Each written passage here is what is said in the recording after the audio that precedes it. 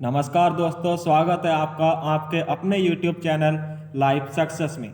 जैसे कि हम संविधान में एम लक्ष्मीकांत की सीरीज को कंप्लीट कर रहे हैं, तो इसमें चैप्टर 3 हमने आधा भाग इसका कर लिया था। इसके कुछ पार्ट रह गए थे जो हम इस वीडियो में कंप्लीट करेंगे। इसमें संविधान के स्रोत और अनुसूचियों के बारे में हम जानेंगे। तो आज के सेशन की शुरुआत करते हैं एक नए मोटिवेशनल कोट के साथ। मोटिवेशनल कोट है हमारा, संघर्ष में आदमी अकेला होता है, सफलता में दुनिया उसके साथ खड़ी होती है। ये आज के समय की दुनिया की सच्चाई है। अगर आप संघर्ष कर रहे हो तो आप हमेशा अकेले रहोगे, लेकिन जैसे ही आप सफल होते हो दुनिया आपके साथ खड़ी हो जाती है। तो आपका कोई भी ड्रीम है, make a dream come true with life success. हमारी tagline make a dream come true with life success. तो हमारे टेलीग्राम चैनल से आप इसकी PDF प्राप्त कर सकते हैं। हमारा टेलीग्राम चैनल है @lifesuccess, सर्च कीजिए और हमारे टेलीग्राम चैनल से भी जुड़ सकते हैं। अगर कोई समस्या आती है तो आप हमें हमारे कॉन्टैक्ट नंबर पर भी संपर्क कर सकते हैं। कॉन्टैक्ट नंबर है हमारा 9027531842 9027531842। तो चलिए आज के सेशन की शुरुआत करते हैं। आज हम पहले पढ़ेंगे अनुसूचियाँ, उसके बाद पढ़ेंगे संविधान के स्रोत। तो देखते हैं अनुसूची। अनुसूची हमारी कितनी है? पहले तो ये मूल संविधान में हमारे अनुसूचियाँ जो थी वो 8 थी। उसके बाद 4 अनुसूचियाँ और जोड़ी गई। अब वर्तमान में टोटल 12 अनुसूचियाँ हैं। 12 की 12 अनुसूचियों को हम पढ़ेंगे और उन्हें हम कैसे याद कर सकते हैं उसका भी हम तरीका देखेंगे। ठीक, अब पहली अनुसूची की बात करते हैं। पहली अनुसूची में है हमारा राज्यों के नाम एवं न्यायिक क्षेत्र या फिर संघ राज्य क्षेत्र के नाम और उनकी सीमाएं। देखिए, चाहे हम अनुसूची की बात करें, चाहे हम पहले भाग की बात करें या पहले आर्टिकल की बात करें, तीनों में ही सेम चीज़ दी गई है, राज्यों के संघ क्षेत्रों के नाम व उनके न्यायिक क्षेत्र। ठीक, तो इसे याद करना आसान होगा। अब इसमें आर्टिकल कौन कौन सा आता हमारा 1 और 4 इस अनुसूची से संबंधित है। देखिए, अनुसूची से आपका एक क्वेश्चन हर एक एग्जाम में ज़्यादातर पूछा जाता है। उसके बाद दूसरी अनुसूची में हमारे आते हैं। अब पहले हमने राज्य की बात कर ली, उसके न्यायिक क्षेत्र और उसकी सीमाओं के तय कर दिया। जब हमने राज्य को तय कर दिया तो वहाँ पर हमें कुछ अधिकारी भी रखने पड़ेंगे, लेकिन अधिकारी रखने से पहले क्या तय करना होगा हमें? उसका वेतन और भत्ते और उसके अधिकार। तो दूसरी में आते हैं हमारे पदाधिकारियों पर भत्ते, विशेषाधिकार और संबंधित प्रावधान। ठीक, अब इसमें कौन कौन से अधिकारियों के आते हैं? जैसे भारत का राष्ट्रपति, राज्यपाल, लोकसभा के अध्यक्ष, राज्यसभा के सभापति और उपसभापति, राज्य विधानसभा के अध्यक्ष और उपाध्यक्ष, राज्य विधान परिषदों के सभापति और उपसभापति, सर्वोच्च न्यायालय के न्यायाधीश, उच्च न्यायालय के न्यायाधीश और भारत के नियंत्रक एवं महालेखा परीक्षक। ठीक, अब ये किस किस आर्टिकल से रिलेटेड हैं? वो सभी आर्टिकल हमारे दूसरी अनुसूची में संबंधित है। जैसे आर्टिकल 59, 65, 75, 97, 127, 125, 148, 158, 164, 186 और 221। तो ये सभी आर्टिकल जो है हमारे अनुसूची 2 से रिलेटेड हैं। अब पहली अनुसूची में हमने राज्य के क्षेत्र सीमा की बात की, दूसरी में हमने वेतन और भत्ते की बात की। अब तीसरी अनुसूची देखते हैं। तीसरी अनुसूची में जब हमने वेतन और भत्ते तय कर दिए तो अधिकारियों को हम क्या दिलाएंगे? शपथ दिलाएंगे। ठीक, शपथ की बात करते हैं। अब इसमें कौन किस किस की शपथ आती है? ये क्वेश्चन अभी पीछे ही एग्जाम हुआ, उसमें भी पूछा गया था। अभी पीछे एग्जाम हुआ था UPSC CAPF, उसमें भी पूछा गया 2020 के ही। और कंप्यूटर ऑपरेटर एग्जाम हुआ, उसमें भी पूछा गया, और अभी एसएससी में भी ये सेम क्वेश्चन पूछा गया था। तो अनुसूची को जितना याद करना इम्पोर्टेंट है, उतना उसके अंदर क्या क्या दिया हुआ है उसको भी समझना इम्पोर्टेंट है। पहली अनुसूची में हमारा क्या था, राज्य के सीमा निर्धारण और उसका नाम। दूसरी में दूसरी में पदाधिकारियों के वेतन और भत्ते। तीसरी में शपथ किस किस की है, संघ के मंत्री होंगे, संसद के लिए निर्वाचित हेतु अभ्यर्थी होंगे, संसद के सदस्य होंगे, सर्वोच्च न्यायालय के न्यायाधीश की शपथ होगी, भारत के नियंत्रक व महालेखा परीक्षक की शपथ होगी, राज्य के मंत्री और राज्य विधानमंडल के निर्वाचित अभ्यर्थी, राज्य विधानमंडल के सदस्य और उच्च न्यायालयों के न्यायाधीश, इन सभी की शपथ जो है तीसरी अनुसूची के अंतर्गत आती है।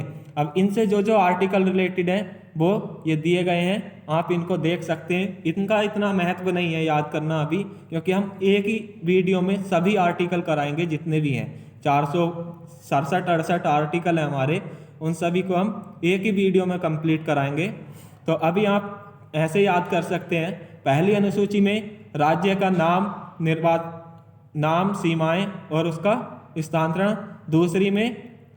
दूसरी में क्या आया हमारा, दूसरी में आई हमारे वेतन और भत्ते। तीसरी में शपथ। अब चौथी की बात करते हैं। चौथी अनुसूची में हमारा आता है, जब हमने पदाधिकारी नियुक्त कर दिए, उनके वेतन भत्ते फिक्स कर दिए, शपथ दिला दी उन्हें, शपथ दिलाने के बाद अब हमें क्या करना, उनकी सीटों का आवंटन करना है, उन्हें सीटें प्रदान करनी है। तो चौथी अनुसूची में आता है केंद्र और राज्य का सीटों का आवंटन, जिसमें 4 और 80 जो आर्टिकल है ये रिलेटेड है। ठीक, फिर पांचवी अनुसूची की बात करें तो पांचवी अनुसूची में हमारा अनुसूचित और जनजातीय क्षेत्रों के प्रशासन पर नियंत्रण के बारे में। अब हमने देखो, हम पहले कैसे नॉर्मल बात करते जा रहे हैं। पहले हमने राज्यों का निर्धारण किया, ठीक, उनकी सीमाओं का, उनके नाम का, ये सब चीज़ हमने की। उसके बाद हमें वहाँ पर ज़रूरत थी पदाधिकारियों की, तो पहले हमने उनके वेतन और भत्ते फिक्स कर दिए। ठीक, वेतन भत्ते फिक्स करने के बाद हमने पदाधिकारियों को नियुक्त किया, नियुक्त करने के बाद उन्हें शपथ दिला दी। ठीक, तीसरी अनुसूची में हमने शपथ दिला दी। अब चौथी में हमने केंद्र और राज्य में उनकी सीटें बांट दी। अब पांचवी में अब केंद्र और राज्य से के अतिरिक्त कुछ अनुसूचित और जनजातीय क्षेत्र होते हैं, वहाँ का नियंत्रण कर लिया हमने 244 के अंतर्गत। ठीक, फिर छठी अनुसूची आती है। छठी अनुसूची में हमने 4 राज्य, असम, मेघालय, त्रिपुरा और मिजोरम, ये जो जनजातीय क्षेत्र के राज्य हैं केवल, इनका उपबंध दिया है 244 और 275 आर्टिकल के अंतर्गत। ठीक, उसके बाद सातवीं अनुसूची में यहाँ तक हमने पदों का निर्धारण कर दिया। अब यहाँ से शक्तियाँ देख लेते हैं। सातवीं अनुसूची में हमने जो है केंद्र राज्य को शक्तियाँ दे दी। संघ सूची में मूल रूप से 97, मगर वर्तमान में जो है 98 विषय हैं। कितने? 98। मूल रूप से कितने थे? 97, लेकिन वर्तमान में 98 विषय हैं। राज्य सूची में मूल रूप से कितने? 66, लेकिन वर्तमान में 59 विषय हैं। समवर्ती सूची में मूल रूप से 47, लेकिन वर्तमान में 52 विषय हैं। ठीक, और केंद्र राज्य के मध्य जो शक्तियों का विभाजन कर दिया, लेकिन इन तीनों अनुसूचियों के अतिरिक्त जो विषय होते हैं वो आते हैं अभिशिष्ट सूची में। ठीक, जिनका न केंद्र न राज्य कोई निर्धारण नहीं करता, वो केवल राष्ट्रपति के पास होती हैं, वो आती हैं अभिशिष्ट सूची में। कभी कभी अभिशिष्ट सूची के बारे में पूछ लिया जाता है, तो उसको आप याद रखेंगे। अब ये किस आर्टिकल से रिलेटेड है? सातवीं अनुसूची, तो ये रिलेटेड है 246 आर्टिकल से। ठीक, चलिए आगे देखते हैं। आगे है 8वीं अनुसूची। अब हमने सब चीज़ का कर दिया। पहले में हमने राज्यों की सीमाएं निर्धारण की, उसके बाद उसके लिए पदाधिकारियों के लिए वेतन भत्ते जारी किए, वेतन भत्ते जारी करने के बाद हमने उन्हें शपथ दिला दी। शपथ दिलाने के बाद केंद्र और राज्य में बंटवारा कर दिया। केंद्र और राज्य में उनके सीटों का आवंटन करने के बाद हमने कुछ जनजाति क्षेत्र को ध्यान दिया। उसके बाद केवल जनजाति क्षेत्र जो हमारे 4 राज्य थे उनका निर्धारण किया। उसके बाद हमने केंद्र और राज्य की शक्तियों का बंटवारा कर दिया। अब उसके बाद भाषा के अकॉर्डिंग हम देखते हैं, हर जगह की कोई ना कोई अपनी भाषा होगी। तो हमने मूल संविधान में जो है 14 भाषाएं थी, लेकिन वर्तमान में 22 भाषाएं हैं। ठीक, अब ये रिलेटेड करती है आर्टिकल 344 से 351 तक। ठीक, अब ये कैसे कैसे जोड़ी गई इनको ध्यान रखना अधिक आवश्यक है। ठीक, तो सबसे पहले हमारी कितनी भाषाएं थी? 14। कौन कौन सी थी? असमिया, बंगला, बोडो, डोंगरी, गुजराती, हिंदी, कन्नड़, कश्मीरी, कोंकणी, मैथिली, मलयालम, मणिपुरी, मराठी, नेपाली, ओडिया, पंजाबी, संस्कृत, संथाली, सिंधी, तमिल, तेलुगु, उर्दू और सिंधी।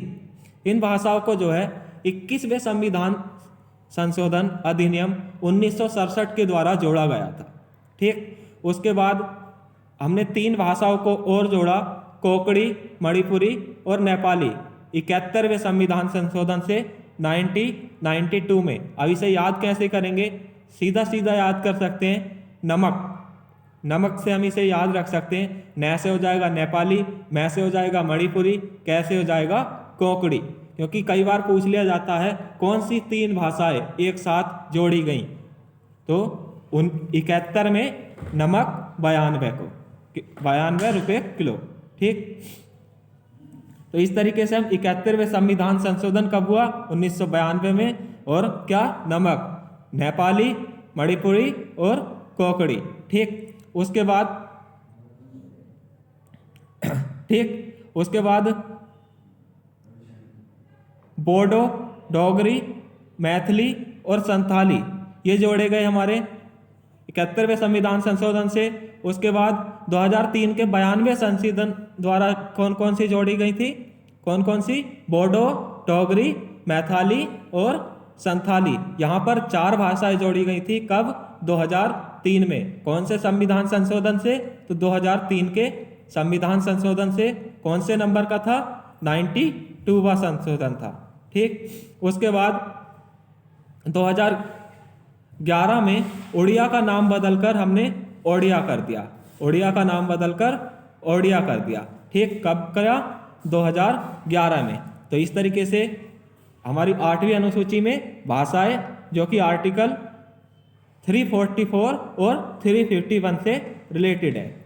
चलिए नेक्स्ट है 9वीं अनुसूची। अब ये यहाँ तक तो थी हमारी 8 अनुसूचियाँ जो कि मूल संविधान में भी थी। अब 9वीं अनुसूची को जोड़ा गया था। ठीक, कब? पहले संविधान संशोधन से।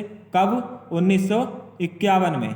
ठीक, तो इसमें जो है भूमि सुधार आंदोलन था, जो कि कई सारे मामले हुए इसके लिए, जिससे मिनर्वा मिल्स मामला भी था, बहुत सारे मामले थे, इनके द्वारा इसे जोड़ा गया। ठीक, कब? 1951 में पहले संविधान संशोधन से। ठीक, अब इसमें क्या था? पहले जो है इसमें वो विषय डाल दिए जाते थे जिनकी न्यायिक समीक्षा नहीं होती थी। ठीक है, लेकिन 2007 में उच्चतम न्यायालय ने इस पर 24 अप्रैल 1975 के बाद के जो भी कानून थे उन सब पर न्यायिक समीक्षा लागू करना प्रारंभ कर दिया। मतलब अब जितने भी इसमें विषय हैं, लेकिन मूल रूप से जो इसमें पहले जोड़ी गई थी 13 विषय थे, लेकिन इसमें इतने विषय जारी कर दिए कि आज की संख्या में 282 विषय हैं। ठीक, तो उन पर न्यायिक समीक्षा नहीं होती थी पहले, लेकिन 2007 में सर्वोच्च न्यायालय, उच्चतम न्यायालय ने जो क्या इस पर न्यायिक समीक्षा की प्रक्रिया लागू कर दी। ठीक, तो 9वीं अनुसूची किससे संबंधित है? भूमि सुधार जमीनी प्रणाली के आंदोलन से। ठीक, चलिए नेक्स्ट देखते हैं। नेक्स्ट है हमारी 10वीं अनुसूची। 10वीं अनुसूची में हमारा दल बदल। ठीक, 10वीं अनुसूची दल बदल। अब इसे कब जोड़ा गया? इसे जोड़ा गया था हमारे 52वें संविधान संशोधन 1985 के द्वारा। ठीक, 52वें संविधान संशोधन 1985 के द्वारा। ठीक है, इसमें संसद और विधानसभा में लोग बाग इधर से उधर से इधर जाते रहते थे, उसकी रोकथाम के लिए दल बदल कानून लाया गया, जिसे एक अनुसूची के माध्यम से जोड़ा गया था। ठीक, अब ये किस आर्टिकल में आती है? 102 और 191 आर्टिकल इससे संबंधित है। ठीक, अब नेक्स्ट है 11वीं अनुसूची। 11वीं अनुसूची में पंचायत की शक्तियों के बारे में दिया गया है। अब इसमें कुल 29 विषय हैं। ये बात ध्यान रखने योग्य है कि 11वीं अनुसूची में पंचायत की शक्तियों के कितने विषय हैं? 29 विषयों पर ये समीक्षा करती है। और इसे कब जोड़ा गया था? 73वें संविधान संशोधन 1992 के द्वारा। ठीक, ये 243(6) से रिलेटेड है। 243(6) क्षत्रिय से रिलेटेड है। ठीक, उसके बाद 12वीं अनुसूची, इसको भी हाथों हाथ ही जोड़ा गया, लेकिन ये नेक्स्ट संविधान संशोधन से थी। ठीक, ये इसमें कितने विषय हैं? 18, लेकिन ये नगर पालिकाओं की शक्तियों के लिए। पहली थी पंचायतों की शक्तियों के लिए, फिर नगर पालिकाओं की शक्तियों के लिए। कब? 74वें संविधान संशोधन अधिनियम 1992 के द्वारा। और ये किससे रिलेटेड है? 243(ब) से। तो इस प्रकार हमने अनुसूचियों को देखा। अब इन सभी अनुसूचियों को हम एक नज़र में देख लेते हैं। ठीक, तो मेरे साथ दोहराएंगे आप। पहली अनुसूची में राज्य का क्षेत्र और उसकी स्थिति। ठीक, दूसरी अनुसूची में हमारा क्या हो गया? दूसरी अनुसूची में हो गए हमारे वेतन और भत्ते। और तीसरी अनुसूची में हमारा हो गया क्या? शपथ। तीसरी अनुसूची में शपथ। और चौथी अनुसूची में हमने केंद्र और राज्य के सीटों का आवंटन किया। केंद्र और राज्य की सीटों का आवंटन किया। 5वीं अनुसूची में अनुसूचित जनजाति क्षेत्र में शक्तियों का अनुसूचित जनजाति क्षेत्र के लिए सीटों का आवंटन किया। ठीक, उसके बाद 6ठी अनुसूची में हमने 4 राज्य है। कौन कौन से? असम, मेघालय, मणिपुर और मिजोरम। इन 4 राज्यों के जनजाति क्षेत्र के बारे में वर्णन किया गया है। ठीक, फिर 7वीं अनुसूची में केंद्र और राज्य की शक्तियों का बंटवारा है, जिसमें संघ सूची, राज्य सूची और समवर्ती सूची शामिल है। ठीक, उसके बाद 8वीं अनुसूची में 22 भाषाएं हैं। मूल संविधान में कितनी भाषाएं थीं? 14 भाषाएं थीं। वर्तमान में 22 भाषाएं हैं। ठीक, उसके बाद 9वीं अनुसूची को पहले संविधान संशोधन से जोड़ा गया 1951 में। कब? 1951 में। और इसमें क्या दिया गया है? इसमें दिया गया है भूमि सुधार आंदोलन। ठीक, उसके बाद 10वीं अनुसूची दल बदल से संबंधित है और 52वें संविधान संशोधन से इसे जोड़ा गया। कब? 1985 में। उसके बाद 11वीं अनुसूची में 29 विषय हैं। किससे? पंचायत की शक्तियों से रिलेटेड है। और कब जोड़ा गया? 73वें संविधान संशोधन 1992 के द्वारा। उसके बाद 12वीं अनुसूची हमारी नगर पालिका की शक्तियों से रिलेटेड है। इसमें 18 विषय हैं। कब जोड़ा गया? 74वें संविधान संशोधन अधिनियम 1992 के द्वारा। चलिए, अनुसूचियाँ हमारी खत्म होती हैं। अब देखते हैं हम संविधान के स्रोत। तो संविधान के स्रोत में सबसे पहली बात आती है हमारी भारत शासन अधिनियम 1935 से क्या क्या लिया गया है। तो भारत शासन अधिनियम 1935 से हमने संघीय तंत्र लिया है, राज्यपाल का कार्यकाल लिया है, न्यायपालिका ली है, लोक सेवा आयोग लिया है, आपातकालीन उपबंध लिया है। ठीक, क्या? आपातकालीन उपबंध लिया है और प्रशासनिक विवरण को लिया है। ठीक, इन चीज़ों को आप नोट कर लीजिएगा, ठीक, क्योंकि इन्हें याद करना थोड़ा कठिन होता है, लेकिन यहाँ से हमेशा किसी भी एग्जाम में हमें ज़्यादातर 1 या 2 नंबर का देखने को मिलता है। उसके बाद ब्रिटेन के संविधान से क्या क्या लिया हमने? ब्रिटेन के संविधान से संघीय शासन लिया है, विधि का शासन लिया है, विधायी प्रक्रिया ली है, एकल नागरिकता ली है, मंत्रिमंडल प्रणाली ली है, और परमाधिकार लेख लिया है, और संसदीय विशेषाधिकार लिया है, और द्विसदनवाद लिया है। द्विसदनवाद मतलब 2 सदन, लोकसभा राज्यसभा, ठीक। उसके बाद संयुक्त राज्य अमेरिका के संविधान से हमने मूल अधिकार लिए हैं, न्यायपालिका की स्वतंत्रता ली है, न्यायिक पुनरावलोकन सिद्धांत लिया है, उपराष्ट्रपति का पद लिया है, उच्चतम न्यायालय और उच्च न्यायालय के न्यायाधीशों का पद से हटाए जाना, और राष्ट्रपति पर महाभियोग। ये सब प्रक्रियाएं हमने कहाँ से ली हैं? संयुक्त राज्य अमेरिका के संविधान से। सबसे ज़्यादा पूछा जाता है राष्ट्रपति पर महाभियोग, ठीक, उपराष्ट्रपति का पद, मूल अधिकार और न्यायपालिका की स्वतंत्रता। इन चीज़ों को आप याद रख लेना, ठीक। कहाँ से लिए गए हैं? संयुक्त राज्य अमेरिका के संविधान से। आगे देखते हैं, आयरलैंड के संविधान से क्या लिया गया? नीति निर्देशक तत्व। अब से सबसे ज़्यादा बार पूछा जाने वाला क्वेश्चन है ये, अब तक सबसे ज़्यादा बार, ठीक है। आयरलैंड के संविधान से नीति निर्देशक तत्व और राष्ट्रपति की निर्वाचन पद्धति और राज्यसभा के लिए सदस्यों का नामांकन कहाँ से लिया गया है? आयरलैंड के संविधान से। नेक्स्ट है, कनाडा का संविधान से क्या क्या लिया है? सशक्ति केंद्र के लिए संघीय व्यवस्था ली है, अविशिष्ट शक्तियों के लिए केंद्र में निहित होना लिया है, केंद्र द्वारा राज्य के राज्यपालों की नियुक्ति ली है, उच्चतम न्यायालय का परामर्शी न्याय निर्णय लिया है। ये कई बार पूछा जाता है, उच्चतम न्यायालय का परामर्शी निर्णय कहाँ से लिया गया है? या राज्यपाल केंद्र के द्वारा राज्यपाल की नियुक्ति का प्रावधान कहाँ से लिया गया है? कनाडा के संविधान से। अच्छी तरह याद रखेंगे, ठीक। और ये बहुत इंपॉर्टेंट है आयरलैंड का। फिर ऑस्ट्रेलिया का संविधान, यहाँ से भी कई बार, पता नहीं कितनी बार क्वेश्चन पूछा गया है, गिनती ही नहीं है कोई। समवर्ती सूची कहाँ से ली गई है? कई बार पूछा गया है सॉरी, कहाँ से लिए गई हैं? ऑस्ट्रेलिया के संविधान से। व्यापार, वाणिज्य, समग्र और स्वतंत्रता और संसद के दोनों सदनों की संयुक्त बैठक कहाँ से? ऑस्ट्रेलिया के संविधान से। कई बार पूछा गया है, संसद के दोनों सदनों की बैठक का प्रावधान कहाँ से लिया गया है? ऑस्ट्रेलिया के संविधान से।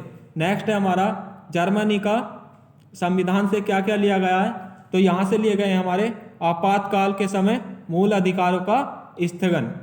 आप कई बार ये क्वेश्चन भी पूछा गया है कि आपातकाल के समय मूल अधिकारों का स्थगन हो जाना कहाँ के संविधान से लिया गया है? तो कहाँ से लिया गया है? जर्मनी का वाइमर संविधान से, ठीक। आगे देखते हैं, आगे हमारा सोवियत संघ। सोवियत संघ से हमारे मूल कर्तव्य प्रस्तावना में न्याय, सामाजिक, आर्थिक, राजनीतिक का आदर्श। सोवियत संघ से क्या लिया गया? मूल कर्तव्य और प्रस्तावना में ये 3 शब्द, सामाजिक, आर्थिक और राजनीतिक, ठीक। उसके बाद नवा नंबर देखते हैं हम, फ्रांस के संविधान।